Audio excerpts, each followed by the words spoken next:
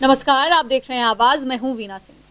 सरगुजा जिले में बेकाबू होते कोरोना संक्रमण के बीच आखिरकार कलेक्टर संजीव कुमार झा ने 13 अप्रैल से 23 अप्रैल तक सख्त लॉकडाउन लगाने का निर्णय ले लिया है। तालाबंदी के संबंध में कलेक्टर ने आदेश जारी करते हुए जिले की सीमाओं को सील करने का निर्देश जारी किया है। सरगुजा जिले में बेकाबू होते कोरोना को देख आखिरकार सरगुजा कलेक्टर ने लॉकडाउन लगाने का निर्णय ले लिया है।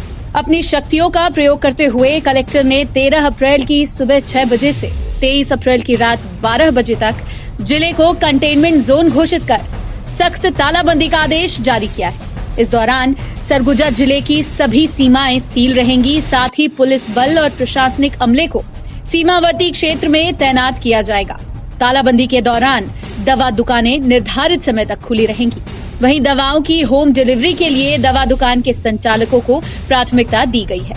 पेट्रोल पंप संचालकों को शासकीय वाहन, अस्पताल संबंधित वाहन, मेडिकल इमरजेंसी से संबंधित निजी वाहन, अंतर्राज्यीय बस स्टैंड से संचालित ऑटो टैक्सी, ई पास धारण करने वाले वाहन, मीडिया कर्मियों सहित दूध वाहन एवं छत्तीसगढ़ में नहीं रुकते हुए एक राज्य से सीधे अन्य राज्य जाने वाले वाहनों को पेट्रोल डीजल प्रदान करने का आदेश जारी किया गया है। वहीं दूध पार्लर कोविड-19 प्रोटोकॉल का पालन करते हुए प्रातः 6 बजे से प्रातः 8 बजे तक एवं शाम 5 बजे से शाम 6:30 बजे तक खुले रहेंगे। इसके अलावा पशुओं के पशु चारा देने हेतु प्रातः 6 बजे से प्रातः 8 बजे तक एवं शाम 5 बजे से 6:30 बजे तक दुकान खोलने की अनुमति दी गई है। वहीं एलपीजी गैस सिलेंडर एजेंसियों को केवल टेलीफोनिक एवं ऑनलाइन ऑर्डर के माध्यम से ग्राहकों के घर सिलेंडर पहुंचाने की अनुमति दी गई है। जबकि तालाबंदी के दौरान शराब दुकानों को बंद रखने का निर्देश जारी किया गया है। वहीं कोविड टीकाकरण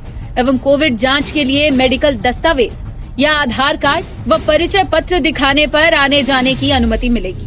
इसके अलावा सभी प्रकार की सभा, जुलूस, सामाजिक, धार्मिक एवं राजनीतिक आयोजनों पर प्रतिबंध लगा दिया गया है। वहीं तालाबंदी का उल्लंघन करने पर महामारी अधिनियम के तहत कार्यवाही करने का कलेक्टर ने सख्त आदेश जारी किया है।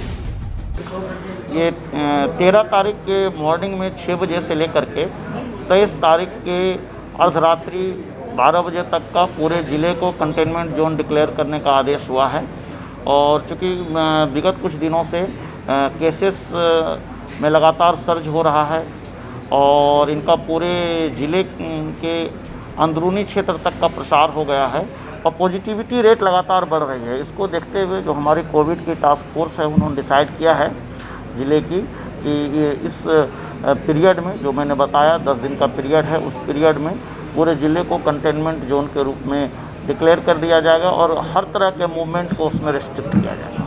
इसमें लोगों के मूवमेंट रेस्ट्रिक्ट करने के लिए हर तरह के जो ग्रॉसरी की दुकानें हैं, जो आपके सब्जी की दुकानें हैं, फल की दुकानें हैं, सभी बंद रहेंगे और जिनको आवश्यकता होगा उसके लिए हमारे पास राउंड द क्लॉक 24/7 नगर निगम में कंट्रोल रूम है, उसमें नंबर्स जारी रहेंगे। किसी को कोई आवश्यकता होगी तो वहाँ कॉल करेगा और वहाँ पर जो हमारी टीम है उनको सर्विस प्रोवाइड करवाएगी। नहीं, अभी तो आज का हम लोग बात करें, 10 दिन के बाद क्या होगा उस समय बैठ के बात कर पाएंगे। नहीं, वो बिल्कुल नहीं है, आपको बाहर निकलना ही नहीं है, स्ट्रिक्टली है, गेट के बाहर नहीं निकलना है। नहीं, अब नहीं चेक करता है, इस बार चेक करेंगे, है बिल्कुल चेक करेंगे, नहीं निकलना है। सरगुजा जिले के बतौली विकासखंड के ग्राम चिरंगा में एल्यूमिनियम रिफाइनरी फैक्ट्री के लिए 12 अप्रैल को पर्यावरण संरक्षण मंडल द्वारा आयोजित किए जाने वाले पर्यावरणीय स्वीकृति हेतु लोक सुनवाई पर तत्काल रोक लगाए जाने की मांग को लेकर ग्रामीणों ने सरगुजा कलेक्टर को ज्ञापन सौंपा है। कोरोना महामारी के दौरान हो रही लोक सुनवाई के दौरान कोरोना संक्रमण के फैलाव को लेकर ग्रामीण सशंकित हैं। ग्रामीणों का कहना है कि इस आयोजन से कोरोना गाइडलाइन के दिशा निर्देशों का भी उल्लंघन होगा, जबकि ज्ञापन में ये भी उल्लेखित है कि प्रशासन द्वारा धारा 144 लागू करने के साथ ही विभिन्न कार्यक्रमों पर प्रतिबंध लगा दिया गया है। बावजूद इसके पर्यावरण संरक्षण मंडल द्वारा लोक सुनवाई का आयोजन किया जा रहा है, जो कि उचित नहीं है। इधर कलेक्टर ने जन सुनवाई के सवाल पर कहा कि जारी दिशा निर्देशों के अनुसार ही जन सुनवाई का आयोजन होगा। देखेंगे कि क्या गवर्नमेंट ऑफ इंडिया के गाइडलाइंस से होता है, ministry of environment and forest से। हमारा कंसर्न सिर्फ हॉटस्पॉट को लेकर है। हाँ, नहीं तो उनके गाइडलाइंस जो हैं उसके हिसाब से हम लोग करेंगे। और बैंक्स भी बंद रहेंगे तो क्या उनको वार्निंग दी गई है कि कल इतनी ज़्यादा भीड़ होने वाली है, उसको निपटने के लिए क्या? नहीं, उसके लिए हम लोग हैं ना, उसके लिए प्रशासन है। छत्तीसगढ़ में कोरोना की दूसरी लहर पर केंद्र सरकार भी नजर बनाई हुई है। प्रदेश में एकाएक बढ़े कोरोना संक्रमितों की संख्या को देखते हुए केंद्रीय टीम प्रदेश के 11 जिलों का निरीक्षण करने पहुंची है।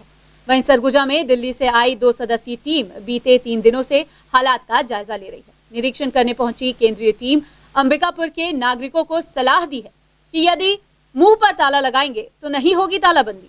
छत्तीसगढ़ में इन दिनों कोरोना की दूसरी लहर की वजह से हालात बिगड़ते दिख रहे हैं। प्रदेश के कई जिलों में लॉकडाउन लगा दिया गया है। सरगुजा में कलेक्टर ने नाइट कर्फ्यू की सीमा बढ़ाकर शाम 6 बजे से सुबह 6 बजे तक कर दिया है, जबकि प्रदेश में बिगड़े हालात पर केंद्र सरकार भी नजर बनाई हुई है। कोरोना प्रभावित 11 जिलों का निरीक्षण करने केंद्रीय टीम छत्तीसगढ़ पहुंची। वहीं दिल्ली से आई 2 सदस्यीय टीम सरगुजा जिले का बीते 3 दिनों से निरीक्षण कर रही है। इस टीम में दिल्ली के राम मनोहर लोहिया अस्पताल के डॉक्टर आर.के. गुप्ता और कोलकाता से आए डॉक्टर अमिताभ दान शामिल हैं। केंद्रीय टीम द्वारा कोरोना संबंधित एक पहलू पर जांच एवं निरीक्षण कर रिपोर्ट तैयार की जा रही है। कोरोना की जांच, कॉन्टैक्ट ट्रेसिंग, अस्पतालों में बेड की स्थिति, वायरोलॉजी लैब की क्षमता सहित जिला प्रशासन एवं स्वास्थ्य विभाग द्वारा बनाई गई रणनीति पर भी केंद्रीय टीम रिपोर्ट तैयार कर रही है। यही नहीं, ग्रामीण क्षेत्रों का जायजा लेने भी केंद्रीय टीम पहुंचेगी।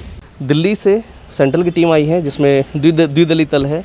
एक कलकत्ता से डॉक्टर दान आए हैं और नई दिल्ली में राम मनोहर लोहिया कॉलेज से डॉक्टर गुप्ता आए हैं।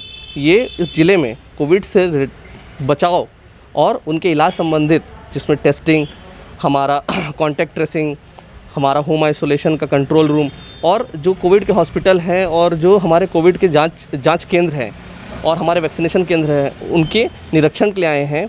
विगत कुछ दिनों में कोविड के केसों की संख्या में वृद्धि हुई है करके, तो इसमें पूरे राज्य में 11 जिलों में दल आया हुआ है, जिसमें हमारे सरगुजा में भी दल आया हुआ है करके। अभी तक उन्होंने आइसोलेशन केंद्र का निरीक्षण किया है, होम आइसोलेशन के कंट्रोल रूम का निरीक्षण किया है और यूपीएससी नवापारा में वैक्सीनेशन केंद्र को देखा। आज वो मेडिकल कॉलेज में कोविड हॉस्पिटल और दोनों लैब का निरीक्षण करने के लिए आए। ये आज इनका तीसरा दिन है।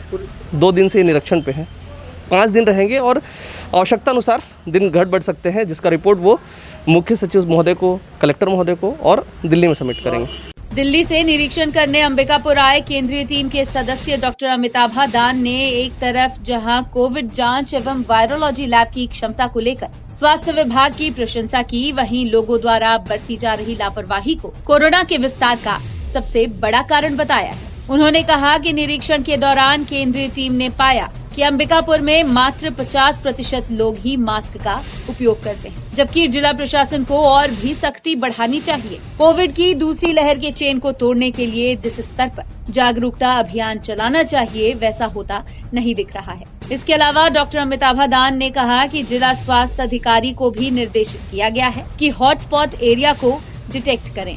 वहीं उन्होंने कहा कि जिले में अभी लॉकडाउन जैसी स्थिति नहीं बनी है। The laboratory is functioning properly. It is working more than its capacity. हाँ, ये और लेबोरेटरी अच्छे ही काम कर रहे हैं। ये लोग ये अपना जो कैपेसिटी है उससे भी ज़्यादा काम कर रहे हैं। ये एडजेसेंट डिस्ट्रिक्ट का भी जितना भी है उसको भी ले रहे हैं। और इसको जो रिपोर्टिंग टाइम मैंने जो पाया हूँ, ये 24 आवर्स का अंदर ही ख़त्म कर दे रहे हैं, जो कि बहुत ही नेशनल गाइडलाइन का तरफ ही है। मास्क को लेके मैं तो कल ही आया हूँ। Whatever my observation is within the town mask wearing is less. That I have already communicated in my, हमारे जो रिपोर्ट है मैं उसमें कम्युनिकेट किया हूँ। मास्क वेयरिंग के लिए गवर्नमेंट को और थोड़ा मतलब एडमिनिस्ट्रेशन को और थोड़ा स्ट्रिंजेंट होना होगा। 50% आदमी जनरली मास्क यूज़ कर रहा है। इट इज़ इतना जल्दी हम लोग बोल नहीं पाएंगे। हाँ, हमने बोला है, मैंने जो सीएमओ साहब को बोला है, कुछ जो जोन्स या कुछ हॉटस्पॉट एरियाज़ को आइडेंटिफाई कीजिए, उसी एरिया को कॉर्डन कीजिए। केंद्रीय टीम के सदस्य डॉक्टर आर.के. गुप्ता का कहना है कि लॉकडाउन के बजाय लोग मास्क लगाकर अपने मुंह और नाक को लॉक करें। कोविड-19 की दूसरी लहर से बचने का एक ही उपाय मास्क। यदि कोरोना की चेन को तोड़ना है तो नागरिकों को जागरूक होना पड़ेगा। साथ ही उन्होंने कहा कि कोविड-19 के मरीजों की संख्या कम होने के बाद सुविधाओं में भी कमी कर दी गई थी, लेकिन जो परिस्थिति निर्मित हो रही है उसे देखते हुए एक बार फिर सुविधा एवं संसाधनों को बढ़ाने की जरूरत है। इसके अलावा डॉक्टर आर.के. गुप्ता ने कहा कि पहले से कोरोना की दूसरी लहर प्रभावशाली है, जिस वजह से संक्रमित मरीजों की संख्या में तेजी से इजाफा हो रहा है। उन्होंने कहा कि दूसरी लहर से निपटने के लिए युद्ध स्तर पर रणनीति बनाकर कार्य करना होगा, तब जाकर कोरोना वायरस पर काबू पाया जा सकेगा। जो मैंने यहाँ ऑब्जर्व किया है डॉक्टर साहब ने बताया था कि हम लॉकडाउन के बजाय अगर मास्क को फेस पे एक मजाक के तरीके में लॉक कर दें, ठीक है, पब्लिक अवेयरनेस से खुद पहने या प्रशासन जो है उस पर स्ट्रिक्ट हो जाए, तो mask is the only solution. और मास्क को दोनों नाक और मुंह दोनों कवर करने हैं।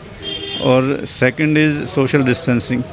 लेकिन एक बार सोशल डिस्टेंसिंग से अवेयर नहीं भी होता है पॉपुलेशन, लेकिन मास्क तो मस्ट है।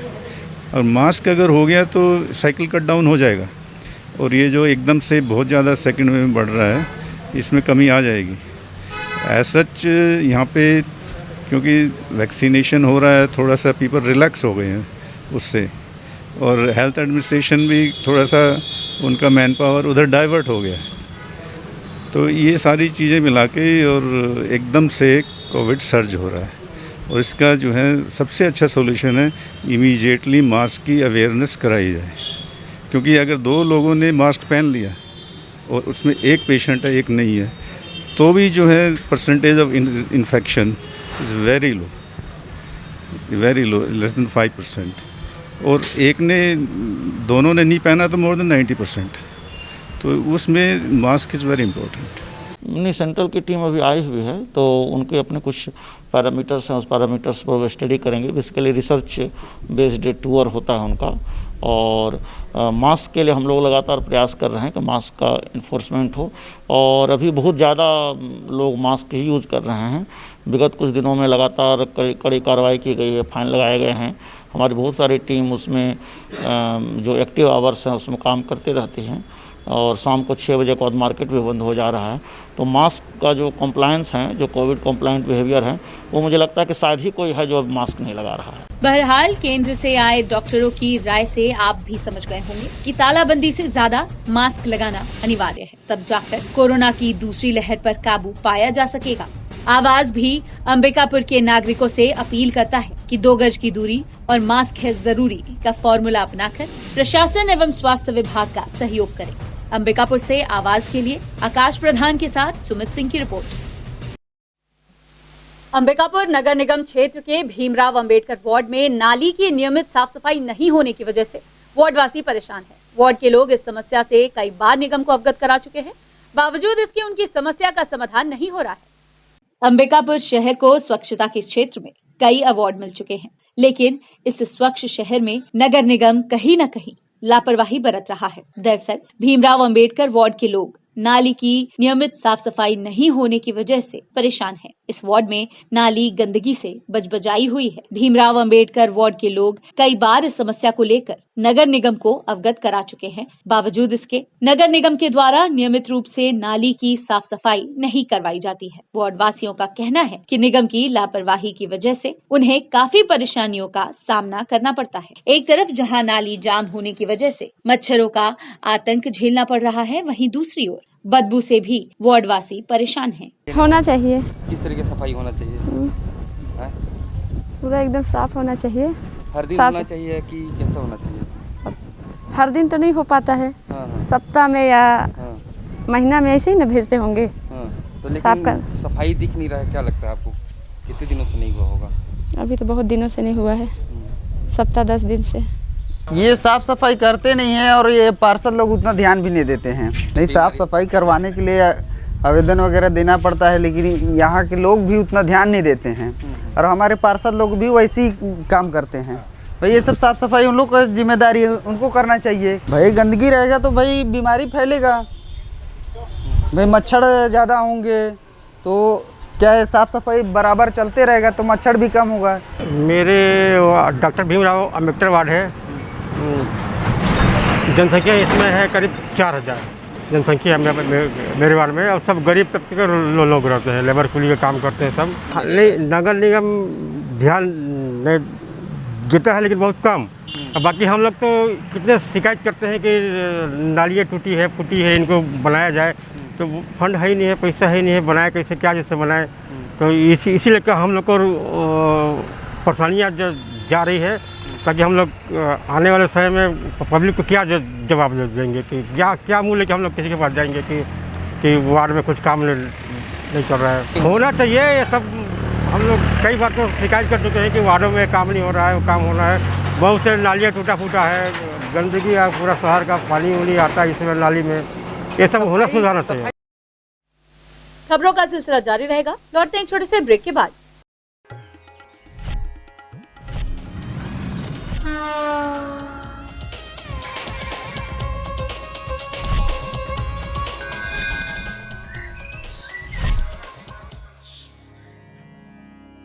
वीएम इंटरनेट सर्विस शहर का सबसे सस्ता high speed fibre internet service 100 MBPS मात्र 700 रुपए में विद टैग। तो चाहे वर्क फ्रॉम होम हो या ऑनलाइन क्लास, याद रखें वीएम इंटरनेट सर्विस। अधिक जानकारी के लिए संपर्क करें Vande Mahamaya cable network. VM internet service, Alaknanda complex, प्रथम तल, अग्रसेन चौक, अंबिकापुर, सरगुजा। Mobile number 9111785555 7440765555।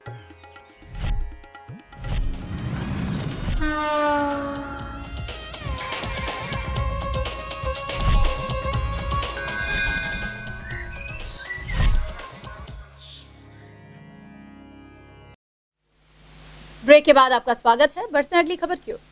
सूरजपुर जिले के जजावल स्थित संजीव नाले से एक हाथी के शावक को रेस्क्यू कर वन विभाग की टीम ने बाहर निकाला है, जिसका इलाज रेस्क्यू सेंटर में चल रहा है। सूरजपुर जिले के जजावल जंगल से गुजरने वाले नाले में एक हाथी के शावक गिरने की सूचना मिलने पर वन विभाग की टीम ने उसे रेस्क्यू कर नाले से बाहर निकाला। इसके बाद शावक को इलाज के लिए रेस्क्यू सेंटर लाया गया। गौरतलब है कि तमोर पिंगला अभ्यारण्य से करीब 20 किलोमीटर संजीव नाला में हाथी के शावक के गिरने की सूचना वन विभाग को मिली थी। वहीं जब वन विभाग अमला मौके पर रेस्क्यू करने पहुंचा तो इस दौरान हाथियों का दल मौजूद था, जिस वजह से वन विभाग को काफी मशक्कत करनी पड़ी। लेकिन हाथी के शावक को रेस्क्यू कर नदी से बाहर निकालने में वन अमला सफल रहा। चिकित्सकों के मुताबिक शावक के पिछले पैर में गंभीर चोट लगी है, जिस वजह से वह नाले में फंस गया था। वहीं चिकित्सकों का कहना है कि हाथी के शावक का इलाज जारी है और वह जल्द स्वस्थ हो जाएगा। इधर वन अमला शावक की लगातार निगरानी कर रहा है। वहीं शावक के स्वस्थ होने के बाद उसे हाथियों के दल के पास छोड़ने की बात वन विभाग कह रहा है। सूरजपुर जिले में बढ़ते कोरोना संक्रमण को देखते हुए प्रशासन सख्त हो गया है। 9 अप्रैल को कलेक्टर ने आदेश जारी कर सभी दुकानों को सुबह 6 बजे से दोपहर 2 बजे तक खोलने की अनुमति दी थी। बावजूद इसके कई दुकान संचालक कलेक्टर द्वारा जारी नियमों का उल्लंघन करते पकड़े गए। दरअसल सूरजपुर कलेक्टर एवं पुलिस अधीक्षक निरीक्षण के लिए निकले थे। इस दौरान कलेक्टर ने पाया कि दोपहर 2 बजे के बाद भी 3 दुकान संचालक दुकान खोलकर सामान बेच रहे हैं। नियम का उल्लंघन करने पर कलेक्टर ने तीनों दुकानों को सील कर दिया है। सूरजपुर जिले में बढ़ते कोरोना संक्रमित मरीजों की संख्या को देखते हुए स्वास्थ्य विभाग ने कोविड-19 से बचाव के लिए वैक्सीन लगवाने की लोगों से अपील की थी। स्वास्थ्य विभाग की इस अपील का असर देखने को मिल रहा है। टीकाकरण केंद्रों में पहुंचकर नागरिक वैक्सीन लगवा रहे हैं। वहीं जिले में वैक्सीन की कमी न पड़े, इसे देखते हुए स्वास्थ्य विभाग ने पर्याप्त व्यवस्था कर रखी है। गौरतलब है कि 77 वैक्सीन सेंटर्स में रोजाना 5000 लोगों को टीका लगाया जा रहा है। जिला स्वास्थ्य अधिकारी RS सिंह ने नागरिकों से अपील की है कि ज्यादा से ज्यादा लोग टीकाकरण केंद्र पहुंचकर वैक्सीन का लाभ लें। और आज की स्थिति में सूरजपुर जिले के पूरे सभी विकास खंडों को मिला करके 7800 डोज आज है हमारे पास, जो विभिन्न सेशन साइट में लोगों को लगाया जा रहा है। और रायपुर से आज हम लोगों को 13000 और डोज दिए हैं, वो शाम तक हम लोगों को मिल जाएगा। तो वैक्सीन की उपलब्धता अब लगातार ज़िले में बनी रहेगी और लोगों को उसका फ़ायदा भी मिलेगा। और जो 45 साल और उससे ऊपर वाले जो भी हितग्राही हैं, उनसे मतलब मेरा निवेदन है कि वो उनके पास में जो भी सेशन साइट है वहाँ आकर के कोविड वैक्सीन लगवाएं और ज़्यादा से ज़्यादा इसका लाभ लें। सरगुजा जिले की धौरपुर थाना पुलिस को एक बड़ी सफलता हाथ लगी है। पुलिस की टीम ने दुष्कर्म के मामले में एक युवक को गिरफ्तार किया है। जानकारी के मुताबिक क्षेत्र की 16 वर्षीय नाबालिग के साथ अपहरणाचार किए जाने के मामले में पुलिस ने आरोपी मुखलाल बेग को धर दबोचा है। साथ ही पुलिस ने आरोपी के कब्जे से पीड़िता को मुक्त कराया है। वहीं पुलिस की टीम ने आरोपी के खिलाफ दुष्कर्म का अपराध दर्ज कर उसे जेल भेज दिया है। इस कार्यवाही में ज्ञानचंद सिंह, मानिक राम, अतुल सिंह सहित अन्य पुलिसकर्मी सक्रिय थे। बुलेटिन में फिलहाल सिर्फ इतना ही। शहर से जुड़ी खबरों के लिए देखते रहिए आवाज। इस न्यूज के स्पॉन्सर हैं वीएम इंटरनेट, अलकनंदा कॉम्प्लेक्स, प्रथम तल, अग्रसेन चौक, अंबिकापुर, सरगुजा, छत्तीसगढ़।